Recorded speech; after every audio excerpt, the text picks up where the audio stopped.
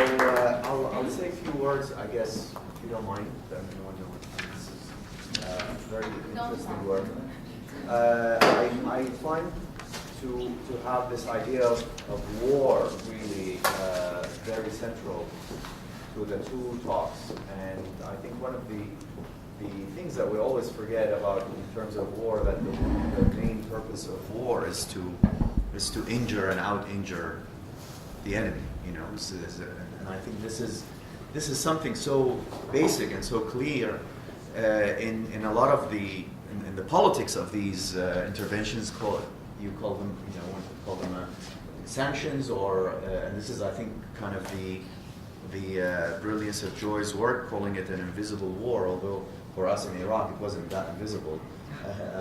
But the idea that war, that this is a replacement of war, sanctions is a replacement of war, is something Joy shows very, very well how this is not really the case. And having said that, I think there is really an interesting kind of common theme coming out of here is this kind of politics of maiming, politics of injuring, politics that a lot of what these interventions are not just about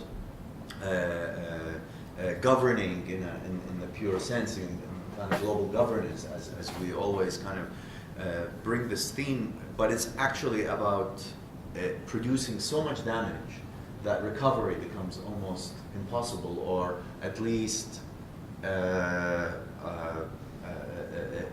you become unable really to restore something to a previous thing. And I think that's the case in Iraq, that we saw on the sanctions is this destruction of infrastructure to a level where actually even any kind of recovery becomes impossible. So I think that's a kind of very interesting theme that we see constantly in these waged wars, and be it in Syria, be it in Iraq, be it in Yemen, like a very common practice of targeting vital infrastructure of society. So that's one of the themes. The other kind of thing that I started thinking about when the two presentations kind of unfolded is that we talk a lot about, in terms of knowledge and power, we think a lot about governance. But again, there is a different kind of story here. When the classical stories of governance is producing certain kind of knowledge that things becomes calculable, becomes governable, but what we are dealing with here in these regimes of war is something more about disorder. It's almost producing this, governing through disorder. I mean, you produce exactly these problems that are not just about, the story of the US and UK proxies who are standing in, but it is very clear. It's a disorderly conduct and producing more and more kind of negative effects. So I'm wondering if this is not necessarily about governance, but about actually managing, or about governing disorder rather than producing disorder, to be able to maintain it within a level of chaos, to make things continuously kind of made. Two themes that I was just pondering on while listening to both of your talks. Partly because we end up, in terms of governance, in terms of politics of governance, we always tend to go to the cleaner version of governance. But what we see, and maybe what we need to develop, is more of this analytics of disorder, or maybe analytics of ungovernability. So I'll open it up to the audience. Yes. Can you introduce yourself, please, Karim? Thank you. I'm a graduate student at Leisure Studies. Just a few questions. And your name? Nadim. So, concerning this disorder question, I don't know what's so new about this. I mean, all wars hit critical infrastructure. Vietnam, World War I, II. There's nothing new about this modern way of warfare. So, nothing really new to me. But I wanted to ask a few questions more specifically. To Ms. Dr. Mundy, I didn't see any kind of regional analysis of why the Saudi coalition is bombing Yemen, which has to do, I think, a lot with the Iran-Saudi kind of Cold War, if you wish. For example, the loss of, say, in their perception, I'm not saying it's necessarily true, but in their mindset, why not discuss Saudi's perception of the loss of Egypt, Iraq, Syria, Lebanon, in a sense of losing the hegemony to, say, Iranian Cold War forces. So therefore, one explanation given by many scholars is that the Saudi reaction to Yemen is an overreaction precisely because of the perceived losses in their mind in the battle between, the Shia Sunni kind of thing going. So, I mean, that has to be factored into accounting for why Saudi overreacted in the Yemeni bombing. They perceive themselves to be losing ground, especially post-Arab Spring, right? So, I don't know, it's not just about targeting arable land, I think, but something more regional and has to do with geopolitics. My question to Professor Gordon, I'm not sure if you've encountered the work of Robert Meister, who has a book called After Evil. Sorry. And he discusses the rise of what he calls the human rights discourse post-1989. And he talks about how this human rights discourse is a global hegemonic discourse, call it ideology, which speaks in the name of the world community, which is precisely what you were saying as kind of a device used to hide the role of, say, US capitalist hegemony. My problem is that we're still thinking about evil in very liberal terms. We're thinking about precisely what Professor Dewache pointed out, the politics of injury, the politics of death, and bodies in peril that need to be saved. Meister precisely critiques the human rights discourse because of its obsession with bodies in pain and bodies that are tortured. And therefore, our conception of injustice is one which focuses on individual bodies being hurt, which means our conceptions of justice might be colored by the same liberal understanding of injustice. So my question to you is, what kind of understanding of justice do we have here? Are we only concerned because of the bombs, or are there underlying more structural factors that we should be talking about? Thank you. Okay.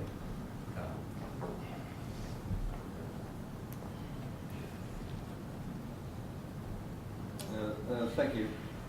Well, I think Martha has done a fantastic service to map so extensively the extent of the destruction. And of course, you raised the issue yourself as to why the rural areas may be so targeted, and that is, one of the reasons clearly is that it directly impacts social reproduction, and social reproduction of communities and of the people within the state. And one simple thing that we each could do following this meeting is write directly to Graciano de Silva, who is the Director General of the FAO, who 2 years ago took a very courageous decision within FAO to earmark a 12-month annual, a year, of the small farmer, the family farmer. And in so doing, there was much rhetoric within the UN system promoting and advancing the interests of the small farmer globally. And a lot of work was done, and a lot of money was invested.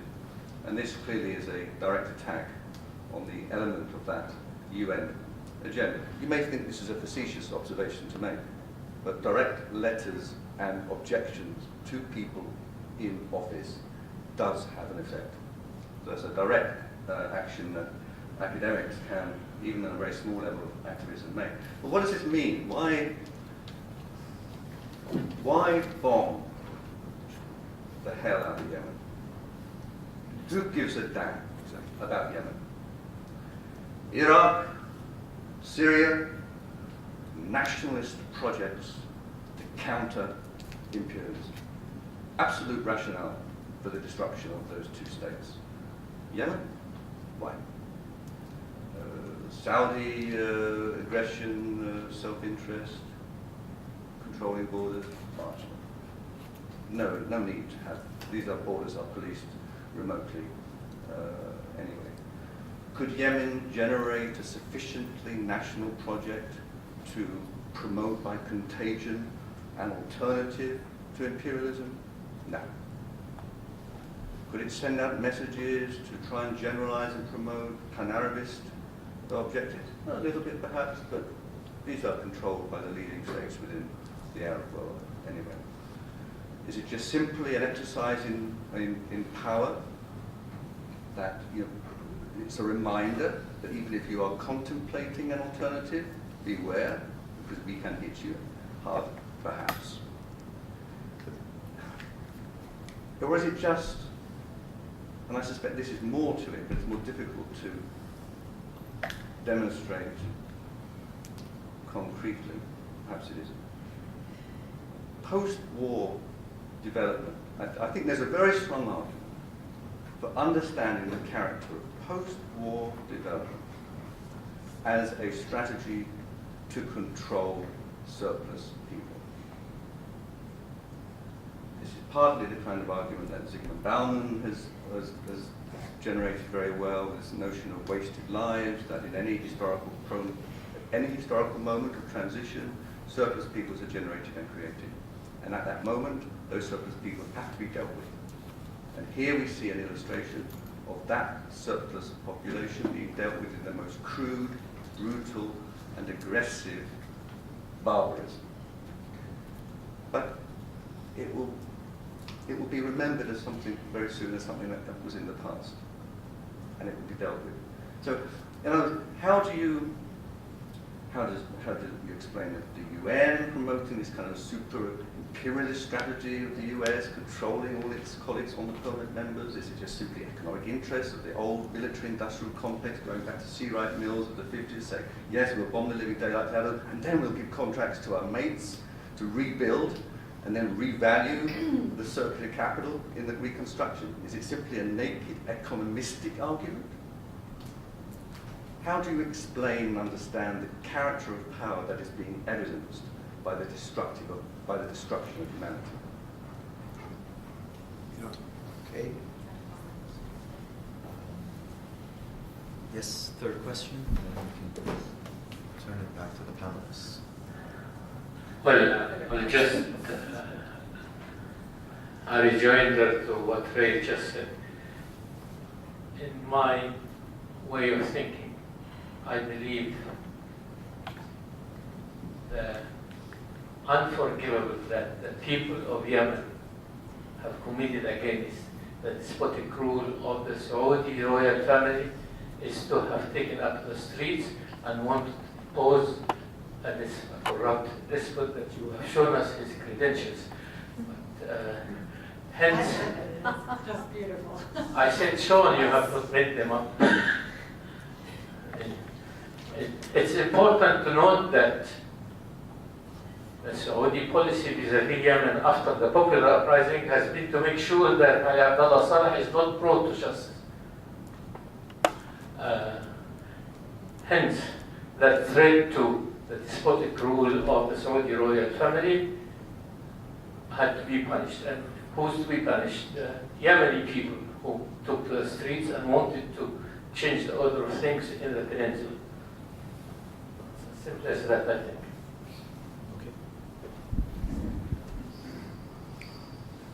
Well, I'm not familiar with Meister's book, but I think, well, I don't know. This is probably not a room where a lot of people have read the first book of Plato's Republic recently.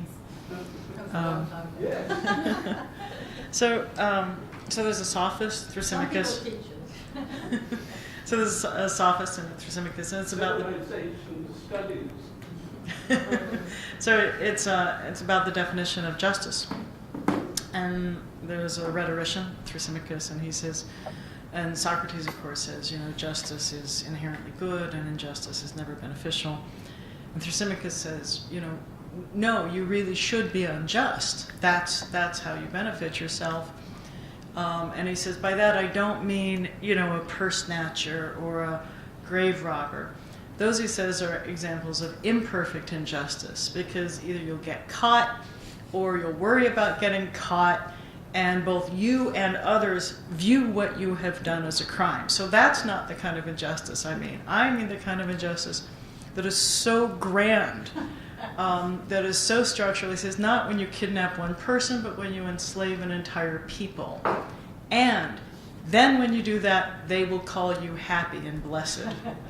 So it's about a kind of injustice that somehow is so enormous or so structural or on such a large scale that it's no longer perceived as injustice. And I think that's really a way of describing what's going on with the Security Council. It's about this legitimation, right? So it isn't defined, if they're successful at this, what's going on isn't defined as war, it's not defined as aggression, it's not defined as war crimes, it's defined as the implementation of law. This is governance, right? It's the difference between, you know, the physical act may be the same, right? If someone takes you and binds your hands and throws you in the back of a car and then takes you away and throws you in a small room and keeps you there for a while, right? We either call that kidnapping, and that's a crime, or we call that arrest, and that's the just act of the state. And it's not understood by anyone to be a crime. And that's, in a sense, the ultimate success. The sort of crime of crimes is when it's not even perceived as it, because you've controlled the rules of the game, and therefore, because you are only implementing the rules of the game and winning at the rules of the game, no one can say that you're cheating. So I think that's the conception of justice that's, I would say, is at play here.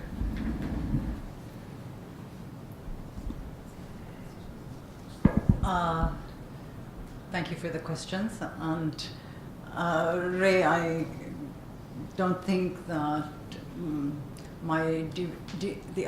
this as the ultimate devaluation is actually very far from what you were proposing as some alternative, or some further. I mean, you were saying it's because of surplus populations, therefore we have the war. Well, as you know, about a year ago, just about a year ago, I wrote a piece in which I tried to figure out all the political pieces, so to speak, that were, you're welcome to read it. It's in Counterpunch. If you Google me in Counterpunch, you'll find it. That feed in here. And I think it is stupid in understanding.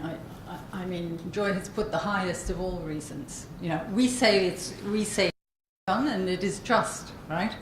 And it is just. We are installing the legitimate government of Sana'a, of Mansour Hadi, who recently appointed as his vice president Ali Mohsen. And in the WikiLeaks of, what was it, 2005, in the leaks, there's this wonderful one from the ambassador in Sana'a,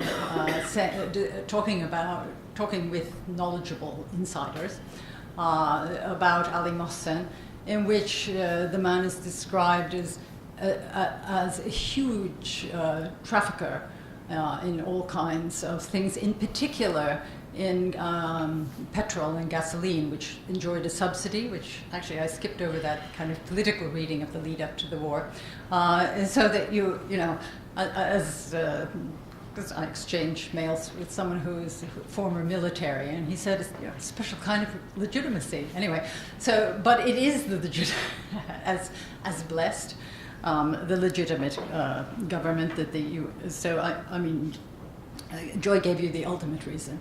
There are many, there are geopolitical reasons that this is useful. It is very clearly we don't have to be just economistic, but it fits with economic interests in selling arms. It fits with the regional interests. I don't think that we have to have a single explanation for this war.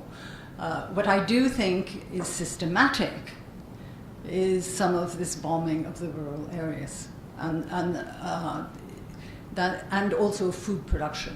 That's why I mentioned the potato and tomato processing, and then just a few days ago it was a well digging in Arhab and so forth. So there's a lot of targeting of that, and so I mean I presume one needs to, you know, this is not my historical type of work, as you know, but one needs to look very much at the laboratory effect of wars. You know, we saw a picture of Che Guevara. Are we doing, you know, classic counterinsurgency and simply, you know, scorch earth right across the rural areas, or is this something else? And I wonder who's in the command room to be advising on the forms of experimentation that this war represents. Because I mean, one's not in that business, but there are people who are in that business, and there's been some very good analysis of the country just south of us in that regard. And I think all of that, everything comes in here, even though you say, well, what's so important about Yemen? Quite a few things, actually, and I don't entirely agree. It has by far the biggest population, and it was the only place with a major agricultural base in the peninsula.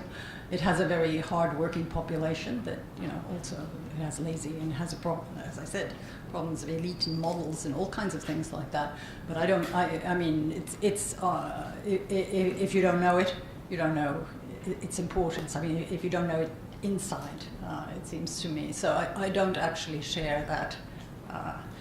And when I was young, in the 70s, I spent 4 years in Yemen, and it gave me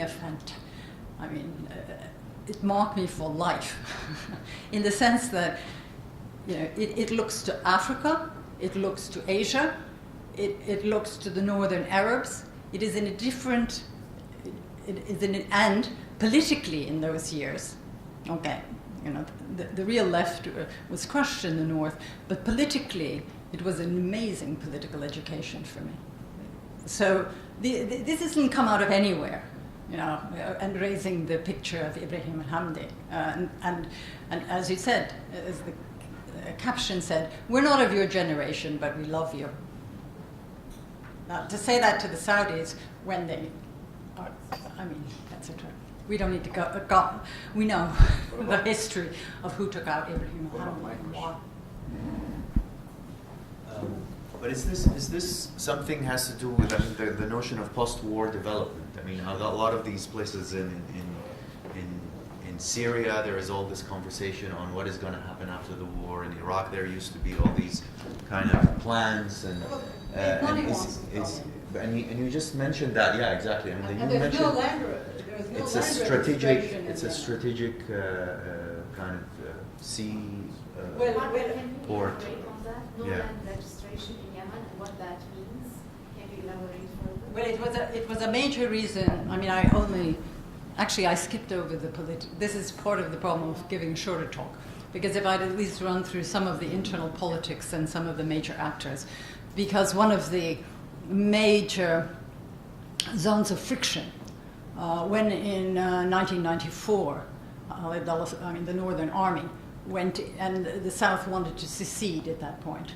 Again, after they were reunited in 1990. By the way, Ibrahim al-Hamdi was assassinated the night before he was to go to Aden for a different kind of unity, for sure, than would have ever been constructed under Ali Abdullah Saleh.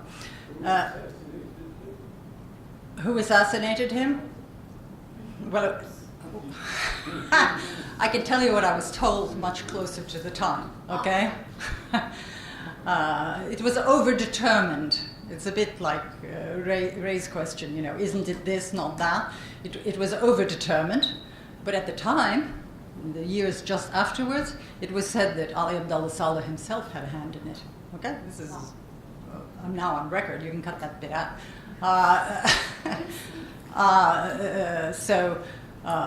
Yes, but I don't know. I mean, it was definitely a well-coordinated thing. Prostitutes were brought in from Paris. He was found in a, you know, pictures were taken. It was well organized. He wasn't, you know, his wife getting pissed off with him or something. No, it was something else. But you wanted me to elaborate on what? On the land is not. The lack of, okay, when the army went south in 1994, then and the Northerners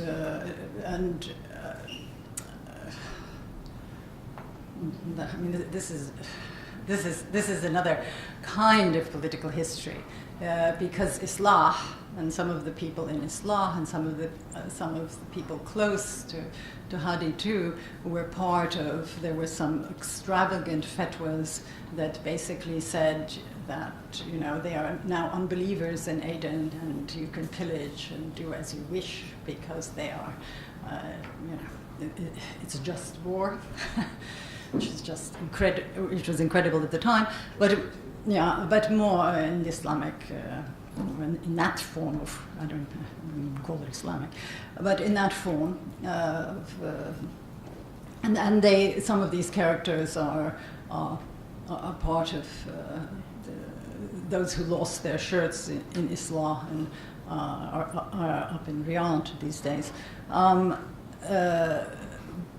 But in a more lasting way, Abdullah Saleh's regime, the northern regime, appropriated lots of land down south. And I really don't know much about there was land registration in the former People's Democratic Republic of Yemen. But there's certainly never been in the north. I know that very well. And I don't know what the state of records is in the south, but it was one of the major factors that was leading to great unhappiness in the south and pushing for a leading to the growth of a southern separatist movement.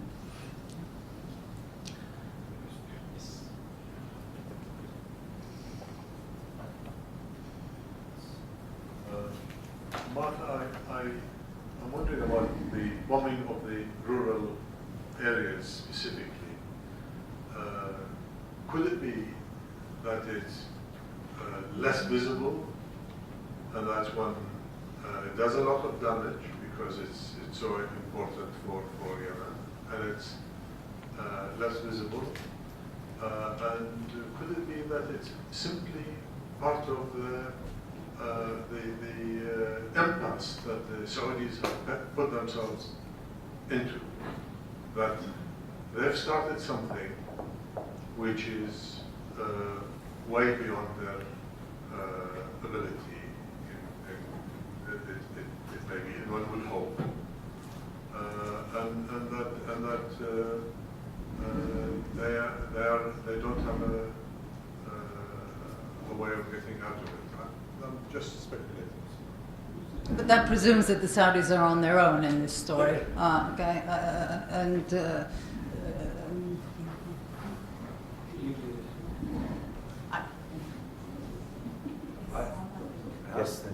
asked the question that was just ignored. What about the Iran-Saudi Cold War and explaining why Saudi overreacted? And the Arab Spring in that context, backing up what was said here. Is the intersection of the Arab Spring and the losses in the perception of the control of I'm not really, how can you say, interpretation of U.S. foreign policy or Saudi foreign policy in terms of the present state of, let's say, the empire, or what is the weight of this extraordinary construction about Iran? I mean, Ansar Allah and the Houthis, they were fighting with from before. I think it's, I can't judge, but it seems to me always to deflect the discussion into, that's why I didn't answer, to deflect it into a kind of a certain kind of political science mode, which that I didn't answer, I actually don't think will advance our understanding of the nature of this war, which is now a fact. However the Saudis got into it, okay? Whether the Americans pushed them there, okay? I have no idea. I don't operate in the control room, and we will only know if we ever know. Much later. Maybe you don't like that answer, but that is my answer. I don't know the reality. I mean, Ansar Allah and the Houthis, certainly. I mean, and to me, this whole, the whole construction. When I first started to read, as in Le Monde, that Yemen is Shia Sunni, I started, I would start frothing at the mouth, This is a construction that I mean, all constructions, this is what we're talking about, power and knowledge, and that's, empires of knowledge, can become realities. We know it. I mean, boy, do I know it. The Jordanian policeman whose kid grows up in Jerusalem is a Palestinian, and he's a Palestinian through and through, and he goes to jail. It doesn't matter, I mean, you live it, you are it. And so, of course, you can shift the categories in very dangerous ways, and that doesn't excuse, that the Islamic Republic of Iran hangs people off cranes, and it has one of the highest execution rates in the world. Okay, but it also has one of the best earthquake rescue systems in the world. So, I mean, I'm not getting involved in that level of politics, okay? I simply, and above all, I'm not going to get involved in it for what's the present state of the American empire, because you have two Americans sitting on this panel here talking to you today, nor am I going to get involved with it about the Saudis. I mean, if the Saudis feel insecure, there presumably are many ways to deal with it. Okay, question here. Short of bombing the rural sector of Yemen. Rima, we have like another 5 minutes. Yes, just 5 minutes. Okay, maybe 2 questions. Great. 2 questions maybe. Shifting gears to American Empire, I have a question for Yes. Professor Gord. Yes. Gord. Because you're a philosopher. I've been, I'm curious to know what you think about the language that's used by U.S. policymakers, particularly Hillary Clinton, but not only, of mistake. This particular word of mistake. If I'm trying to think through that use of that language, is this an indication of, well, there's of course a collective amnesia about Iraq, a national collective amnesia, and I'm wondering if this is indicating, this is a kind of shift in our collective memory. Okay. George Bush on alcohol is a mistake. So. It was a sweet mistake. I can't even imagine how to begin answering that. I think it's it's interesting. I was telling Omar about an incident I knew of where a public health expert who had measured excess mortality in the first year during the occupation, and found that a very high mortality was not overwhelmingly due to what you would expect, which was collapse of infrastructure, but it was a good part of it was gunshot wounds.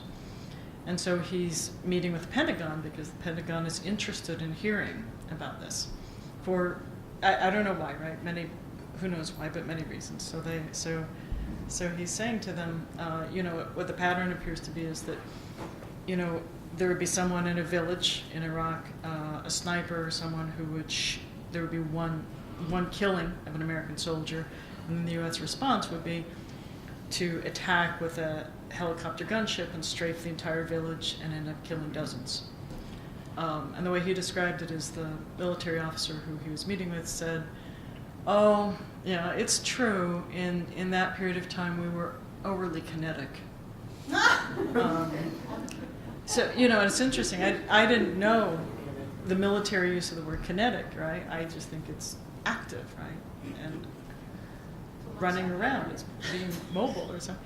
So obviously there's a whole language around not grasping the magnitude of the catastrophes that we bring about.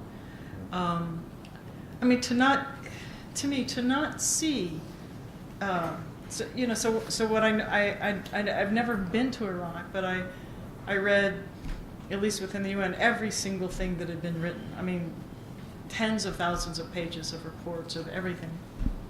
And I'm reading about, massive malnutrition of all sorts across the entire place. Number of surgeries dropped to 1/3 of what they were. And to me, I'm just reading this, I'm just thinking, this is just unimaginable. How could this happen to you or happen to people around you?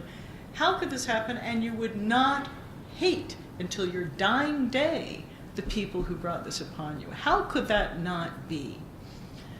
You know, and then we have the occupation, and then in the first summer, which was a time when we might have, that summer of 2003, when we might have done right by Iraq.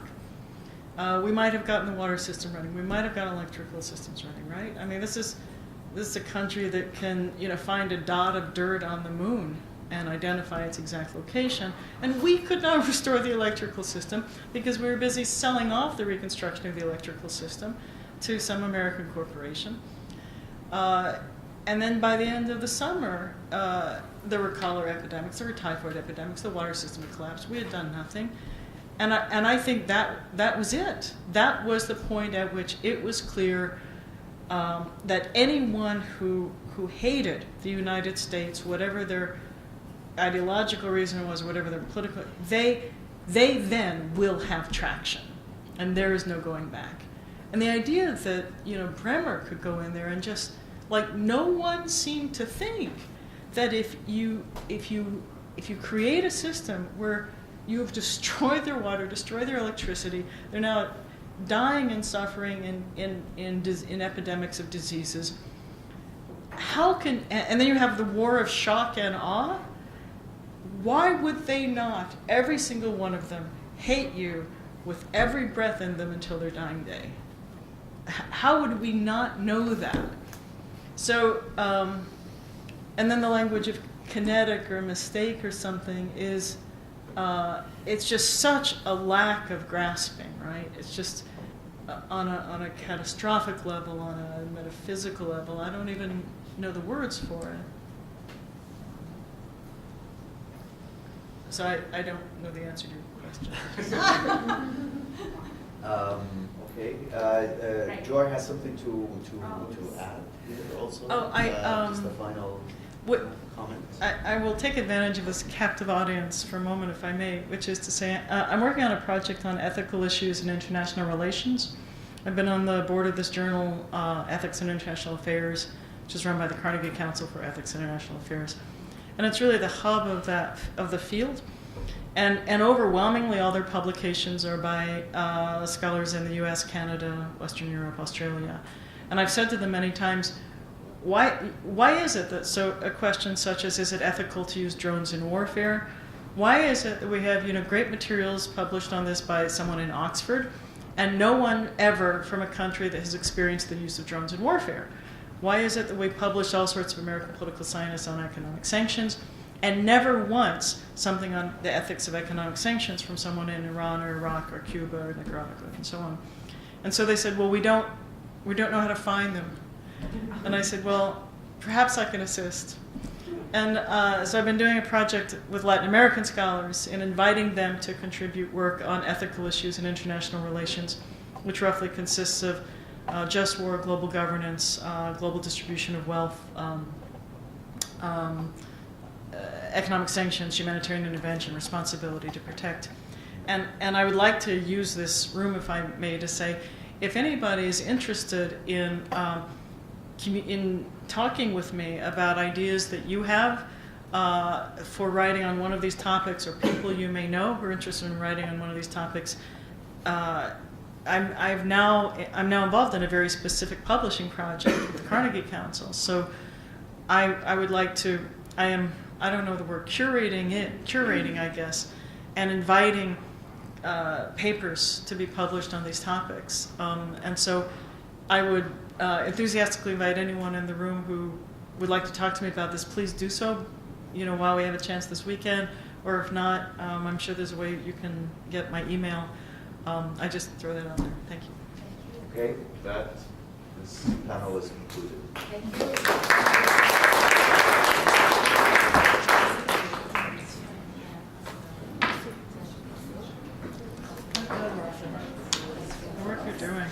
Okay, so we're back at 10 to 4. Coffee break, and then it's It's amazing. So yeah, we think a lot about governance, But again, there is a different kind of story here. When the classical stories of governance is producing certain kind of knowledge that things becomes calculable, becomes governable, but what we are dealing with here in these regimes of war is something more about disorder. It's almost producing this, governing through disorder. I mean, you produce exactly these problems that are not just about the story of the U.S. and UK proxies who are standing in, but it is very clear. It's a disorderly conduct of producing more and more kind of negative effects. So I'm wondering if this is not necessarily about governance, but about actually managing or about governing disorder rather than producing disorder to be able to maintain it within a level of chaos to make things continuously kind of made.